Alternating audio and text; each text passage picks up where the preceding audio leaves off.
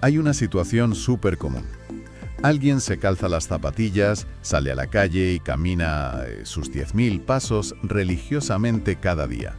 Al principio el esfuerzo se nota y la báscula responde estupendamente. Claro, los primeros días siempre parece que funciona de maravilla. Exacto. Pero de repente, tras unas semanas, la pérdida de peso se frena en seco.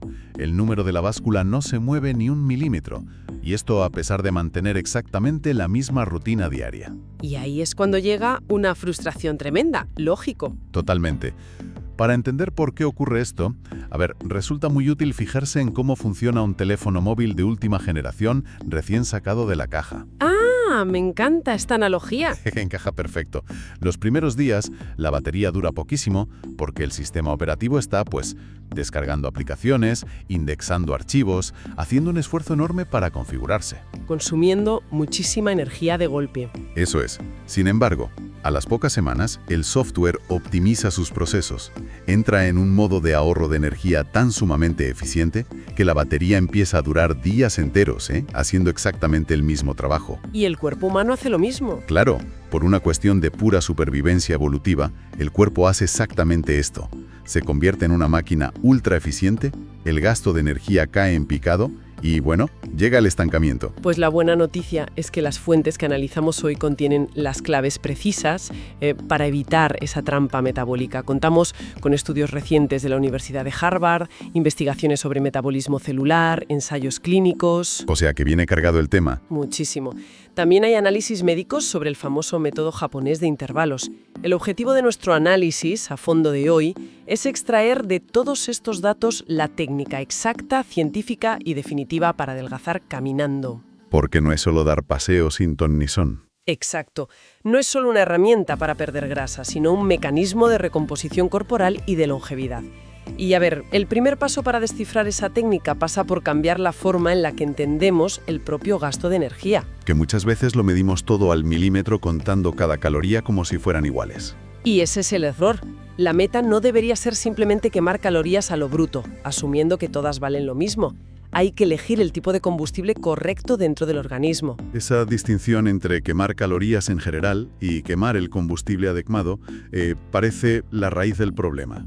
Porque la cultura popular y el mundo del fitness tradicional, nos han transmitido una idea muy concreta. La típica imagen de sufrir para lograr resultados. Total. La idea de que para perder grasa hay que terminar agotado, empapado en sudor y sin aliento, pedaleando al máximo en una bicicleta estática, por ejemplo. Pero la documentación científica apunta en una dirección completamente distinta, ¿verdad? Totalmente opuesta, de hecho. Sugiere que ese enfoque de altísima intensidad podría ser, sorprendentemente, menos efectivo para usar la grasa corporal que un paseo constante a buen ritmo. Pero, un momento. La intuición nos dice que si terminamos empapados y agotados, hemos quemado más grasa. ¿Es esa sensación de fatiga extrema un engaño de nuestro propio metabolismo? No es que sea un engaño exactamente, pero sí es un malentendido monumental sobre cómo funcionan los macronutrientes. La biología detrás de esto tiene que ver con cómo el cuerpo administra sus reservas. O sea, ¿de dónde saca la energía para moverse? Eso es. A grandes rasgos, existen dos fuentes principales. Por un lado tenemos el glucógeno, que no son más que carbohidratos almacenados en los músculos y el hígado, listos para usarse rápido. Y por otro, la grasa corporal. Que la grasa vendría a ser como el gran almacén, ¿no? Exacto. Es como un gran almacén logístico a largo plazo. Y aquí la clave está en dos cosas: el oxígeno y el tiempo. Vale. Cuando una persona realiza un esfuerzo físico súper intenso, como un sprint o una clase de spinning de estas que te dejan sin aliento, el organismo entra en estado de emergencia. Necesita energía instantánea. Y claro, no tiene tiempo para ir al almacén grande. Exactamente. Descomponer la grasa es un proceso químico lento que requiere mucho oxígeno, así que el cuerpo opta por la vía rápida y quema el glucógeno.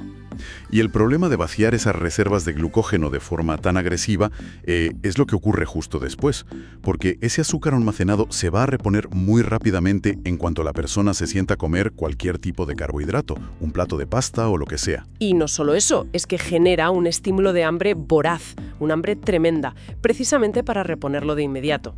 Ya, el típico ataque de hambre después de machacarte en el gimnasio. Eso es.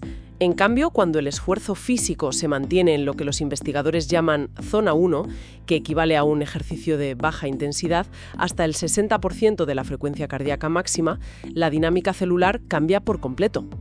Porque a esa intensidad, digamos que el cuerpo va más relajado. Sí, el organismo no tiene ninguna prisa. Los pulmones suministran oxígeno de sobra y el cuerpo tiene tiempo más que suficiente para movilizar los lípidos desde la grasa, enviarlos a la sangre y oxidarlos. Fíjate, las fuentes citan un experimento súper revelador del doctor La Rosa, que cuantifica esto con precisión. Es brutal.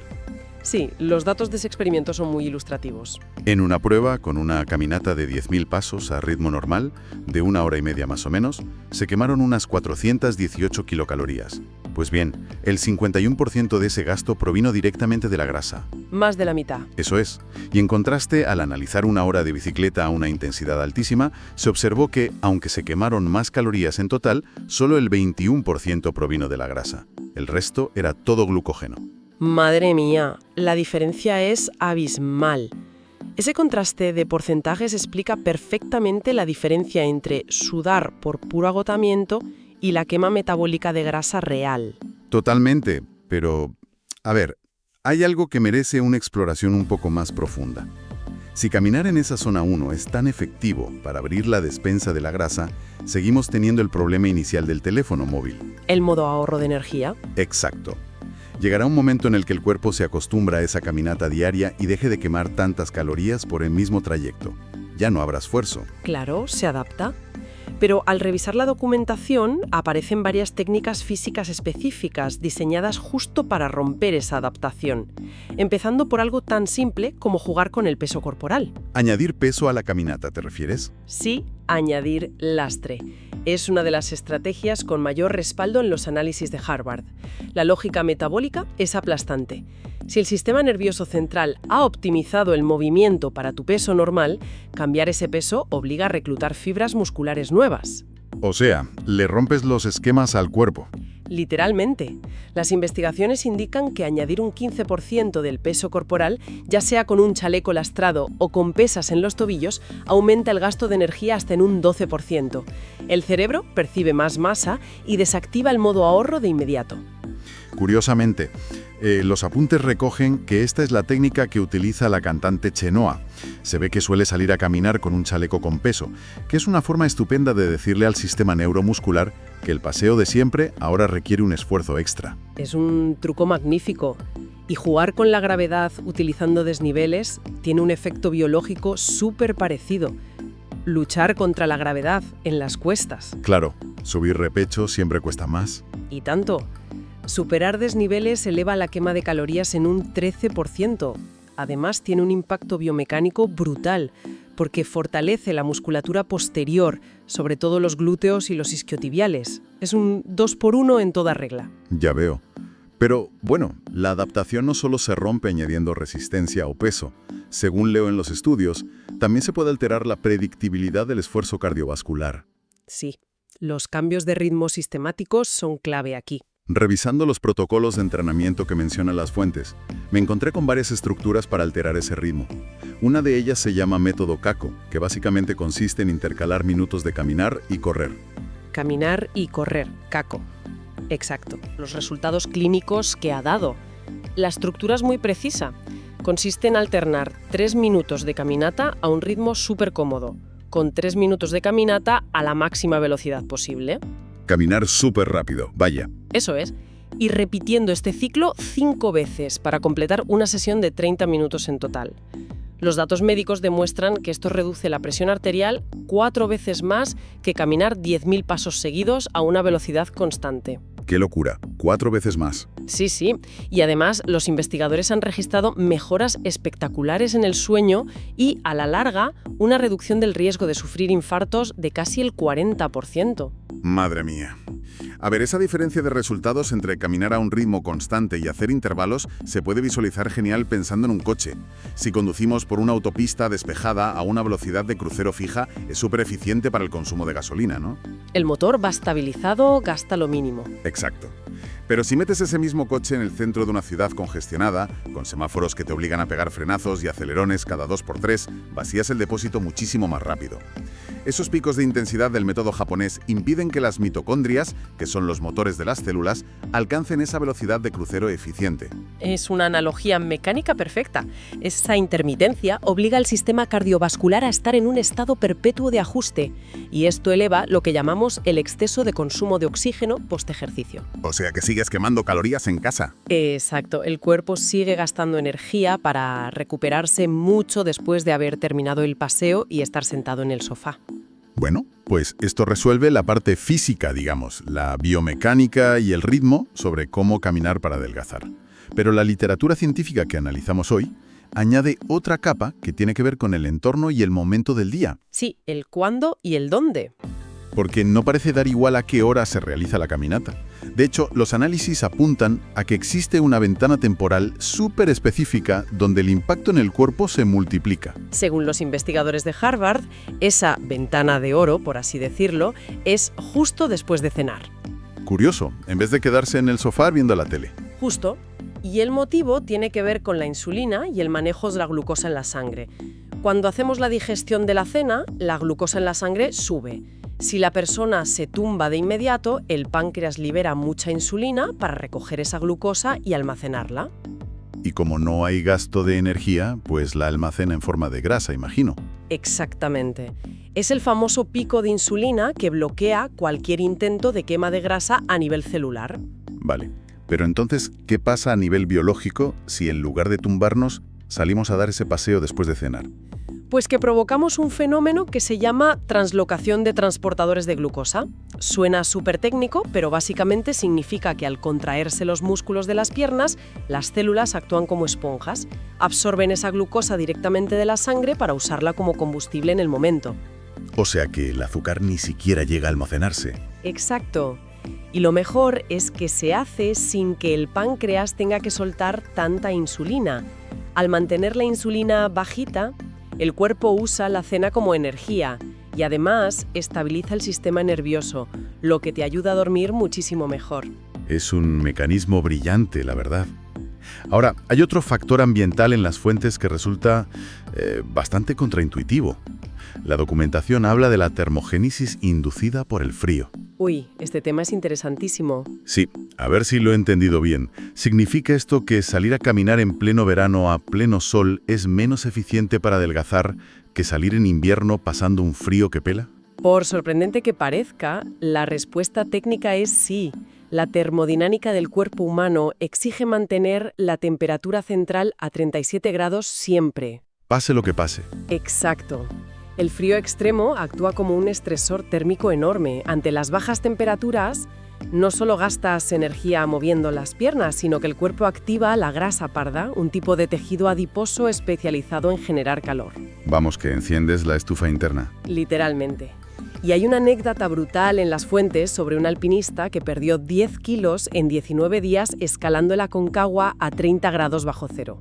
Aparte del esfuerzo físico obvio de la escalada, los cálculos revelaron que el frío polar disparó su gasto calórico solo por intentar no morir de hipotermia. Madre mía, 10 kilos. Obviamente nadie nos pide que nos vayamos a los Andes a caminar, pero entender el frío como un catalizador es una herramienta más para el día a día. Y hablando de catalizadores, los ensayos también mencionan suplementos nutricionales. Sí, intervenciones bioquímicas que facilitan todo este proceso de oxidar grasas si se toman antes del paseo. ¿Cuáles destacan? Porque hay mucho marketing con este tema. Totalmente. Pero aquí hablamos de evidencia. Se menciona mucho la L-carnitina, tomando de 1000 a 1500 miligramos antes de salir. Funciona como un transportador, una especie de vehículo que coge la grasa y la mete dentro de la mitocondria celular, para que se queme. O sea, si no hay suficientes transportadores, la grasa no entra en el horno, por así decirlo. Ese es el resumen perfecto. Además, el extracto de té verde o la mateína también aumentan esta oxidación. Pero ojo, los investigadores recalcan que el atajo más poderoso sigue siendo controlar lo que comemos para evitar los picos de azúcar masivos. Hoy en día hasta hay herramientas de inteligencia artificial que escanean los platos para ayudar con esto. Claro, al final la dieta manda. Bueno, llevamos analizando un arsenal de técnicas potentes, ¿eh? Chalecos de lastre, intervalos japoneses, caminatas postcena, frío, suplementos. Pero llegados a este punto, hay que leer la letra pequeña. Fundamental, hay que conocer los límites. Exacto, porque llevar estos protocolos al extremo sin conocer nuestros límites físicos suele acabar muy mal, empezando por la duda del millón. A ver, ¿cuántos pasos son realmente necesarios y dónde ponemos la línea roja? Pues la epidemiología tiene números muy concretos. Si el objetivo es solo salud general y longevidad, la dosis óptima son 8.800 pasos diarios y el mínimo de seguridad son 2.700. Caminar menos que eso dispara el riesgo de mortalidad un 60%. ¡Qué barbaridad! ¿Y si el objetivo es adelgazar o perder grasa de forma agresiva? Ahí, los protocolos recomiendan subir el volumen entre 15.000 y 20.000 pasos. Y como dato extra, mantener un mínimo de 8.000 pasos diarios previene la pérdida de masa muscular entre los 45 y los 74 años. Vale, pero el volumen de pasos es solo la mitad del cuadro. Los análisis clínicos hacen un énfasis enorme en la velocidad. Y aquí llegamos a uno de los conceptos biológicos más profundos de toda la investigación, los telómeros. Es que el vínculo entre la velocidad a la que caminamos y la salud de los telómeros es uno de los mayores descubrimientos recientes. Para que nos hagamos una idea, los telómeros son los protectores del ADN. Como el plástico del final de los cordones de las zapatillas, ¿no? Exacto, tal cual. Evitan que el material genético se deshilache cuando las células se dividen. Con la edad, esos topes se van acortando. Pues resulta que caminar rápido, que sería dar más de 100 pasos por minuto o superar los 7 km por hora, protege esos telómeros porque reduce la inflamación celular. O sea que caminar rápido literalmente frena el envejecimiento a nivel genético. ¡Qué locura! Aunque, al revisar la documentación también saltan advertencias graves. Hay momentos en los que tanto volumen de pasos deja de ser sano y pasa a ser destructivo, sobre todo si hay sobrepeso severo. Es que la física es implacable. En pacientes con obesidad severa, que las fuentes sitúan por encima del 40% de grasa corporal en mujeres o 35% en hombres, intentar hacer 15.000 pasos es un castigo brutal para rodillas y caderas. Claro, las articulaciones sufren muchísimo bajo tanta presión mecánica. Sufren tanto que deriva en dolor crónico, inflamaciones graves y al final la persona acaba siendo aún más sedentaria. En esos casos, la recomendación médica absoluta es empezar en el agua o en bicis horizontales antes de lanzarse a caminar tanto. Y ojo, que el exceso no solo castiga las articulaciones. Si nos pasamos de intensidad, el propio tejido muscular colapsa. El informe recoge un caso clínico que da bastante miedo sobre una cosa llamada rhabdomiólisis. Uy, sí, el caso del sobreentrenamiento extremo. Es el ejemplo perfecto de por qué hay que huir de las palizas absurdas. Es que la paciente de este informe combinó una dieta casi de inanición con sesiones de ciclismo indoor salvajes buscando adelgazar ya mismo. Y su cuerpo dijo basta. Literal. La rhabdomiólisis es básicamente que el músculo empieza a morir y a romperse por el estrés excesivo. Y al romperse, las células liberan de golpe una proteína llamada mioglobina a la sangre. Y los riñones no dan abasto para limpiar tanta proteína junta, claro. No pueden. Los riñones se saturan y puede acabar en un fallo renal agudo gravísimo. Por eso los médicos insisten en que caminar en zona 1 es muchísimo más seguro y sostenible a largo plazo que machacarse hasta el extremo. Sí, la seguridad de la zona 1 es indiscutible. Pero, a ver, los investigadores también avisan de un punto ciego gigante en todo esto. Por mucha cuesta, chaleco o intervalo que le metas a la caminata, no creas músculo nuevo. Ese es el eslabón débil de solo caminar, sí. Y resulta que el músculo es la pieza central para que todo el sistema metabólico funcione a largo plazo y no volvamos al principio. Es que el músculo no es solo para mover el cuerpo. Es el órgano metabólicamente más activo que tenemos. Come energía 24 horas al día. Como el cardio no da el estímulo suficiente para que crezca, la técnica definitiva obliga a combinar los pasos con el entrenamiento de fuerza, sí o sí. Oye, pues esta dinámica entre caminar y construir músculo me recuerda muchísimo a la gestión de las finanzas personales. A ver si te cuadra. El cardio, como salir a dar 10.000 pasos o aplicar el método japonés sería como ganar un sueldo o un jornal diario. Me cuadra, sí. ¿Es energía para gastar en el día? Exacto. Tú sales a caminar, generas un gasto calórico extra y ya está. Pero si un día no sales, pues no hay gasto. En cambio, construir tejido muscular levantando pesas es como abrir una cuenta de inversión financiera. Ah, claro, porque te genera intereses pasivos a largo plazo. Eso es, esa cuenta de inversión te genera intereses metabólicos constantes. Tu cuerpo consume energía de forma pasiva todo el rato, incluso en el sofá, impidiendo que caigas de nuevo en ese modo de ahorro de batería del móvil. Es una forma fantástica de visualizarlo, la verdad. Al final, para resumir la técnica definitiva que sacamos de toda esta investigación, los pasos son claros. Primero, caminar en zona 1 para quemar lípidos. ¿Fundamental? Segundo, romper la adaptación usando el lastre de Chenoa o los intervalos japoneses de 3 minutos lentos y 3 rápidos. Tercero, usar el reloj y el clima, saliendo después de cenar para domar la insulina o buscando el frío invernal. Y sin olvidar el ritmo. Eso, el cuarto punto, mantener una marcha rápida, más de 100 pasos por minuto para proteger las células. Y el quinto e innegociable, respaldarlo todo con entrenamiento de fuerza. Bueno, durante todo este análisis a fondo, hemos desgranado un montón de protocolos sobre cómo caminar para forzar al organismo a soltar la grasa, evitar el drama de la báscula estancada y engañar al modo ahorro de nuestro cuerpo. Hemos tocado todos los frentes posibles. Pero fíjate que la información más impactante de hoy, o al menos para mí, no tiene nada que ver con perder una talla de pantalón.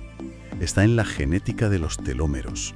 Sabiendo que el simple acto de caminar a más de 100 pasos por minuto baja la inflamación y preserva nuestro ADN, la pregunta es inevitable. Te escucho. ¿Y si optimizar nuestros pasos no consistiera simplemente en intentar entrar en una ropa antigua, sino en la capacidad literal de ralentizar el reloj biológico de nuestras células? Quizá la próxima vez que alguien se calce las zapatillas no deba pensar en la distancia que va a recorrer hacia adelante, sino en que, con cada paso acelerado que da, está de alguna manera retrocediendo en el tiempo biológico.